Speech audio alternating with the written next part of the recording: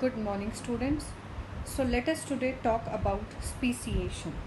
So, firstly, we should know about what is a species. So, a species is a population of organisms consisting of similar individuals which can breed together and produce fertile offsprings or young ones. So, species can be of plants or of animals. So, the process by which new species develop from the existing species is known as speciation, and this is mainly due to one or more of the following factors which we are going to discuss. So in simple words, the formation of new species is called speciation. So the factors on which the speciation depends are accumulation of variations, physical barriers, genetic drift, natural selection and migration. So let us discuss them one by one. So accumulation of variations. This is the difference between the individuals of the same species is called variations, and this accumulation of variations over several generations produce the new species. So whenever there is accumulation of variations in the same species over several generations, then new species are formed. Second is physical barriers. Populations may get separated by physical barriers like mountains, rivers, lake, etc. These isolated groups produce variations which can thereby produces new species.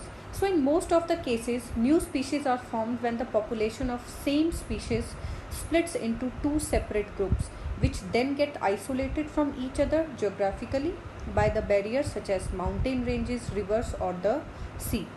However, breeding continues within the isolated populations, producing more and more generations. So physical barrier is one of the factors which leads to the formation of new species. Next is genetic drift. So any kind of natural calamities or introduction of new members of the same species in an area can produce changes in the gene pool of the population,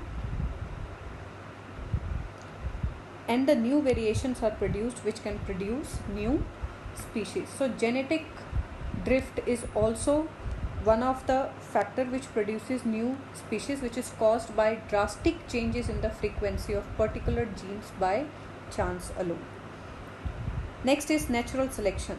So only those individuals of a species which have useful variations and can adapt to the changes in the environment, they basically survive and the others die.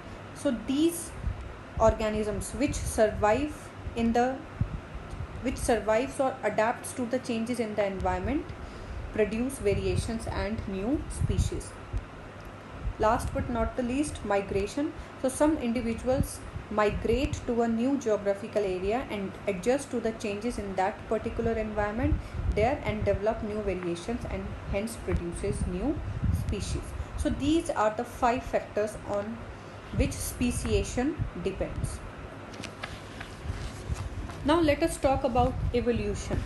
So evolution is a kind of gradual formation of the new organisms from the pre-existing primitive organisms through slow and steady changes. So that is called evolution. And we can define evolution as the sequence of gradual changes taking place in the living organism which give rise to new organism due to change in their genetic composition. That is called evolution, or we can say the sequence of gradual changes which takes place in the primitive organisms over millions of years in which new species are produced. And this evolution happens mainly because of the change in their genetic composition. So it is a constant process. This evolution is a constant process taking place in the organism since the origin of life, that such an enormous variety of plants and animals have come to exist on this earth at present. So all kind of varieties of plants and animals are basically due to evolution. Now let us talk about traits, inherited and acquired traits. So inherited traits are the traits in an organism due to changes in the genetic composition, and it can be passed from one generation to the next and results in evolution.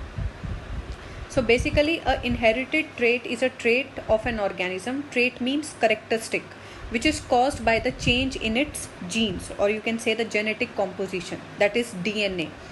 That is called inherited genes, and this inherited traits can be passed on to the progeny, or you can say the offspring of the organisms, because they are produced changes in the genes of the because they have produced changes in the genes of the organisms.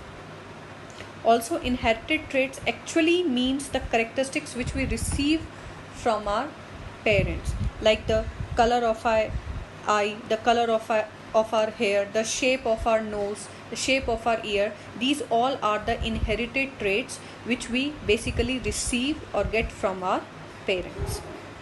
Now let us talk about acquired traits. So acquired traits are the traits which are acquired by an organism during its lifetime, and it cannot be passed from one generation to the next, and hence it also does not result in evolution. So acquired traits are basically the traits of an organism which is not inherited but basically develops in response to the environment, which we basically learn during our lifetime. That is called acquired traits, and of course it cannot be passed from one generation to the next, and it does not result in evolution as well. So that is called acquired trait. Now, what are the evidences for evolution? How can we say that evolution has taken place? So there are number of common features in different organisms which provide evidence to show this evolutionary relationship, and the main evidence of evolution are from the study of homologous organs, analogous organs, and fossils. About them we are going to study in our next video about this evidences of evolution. I hope the speciation and the evolution is clear to you all. Now that's it for today. Tomorrow we are going to discuss the evidence of evolution, basically the homologous organs and the analogous organs first.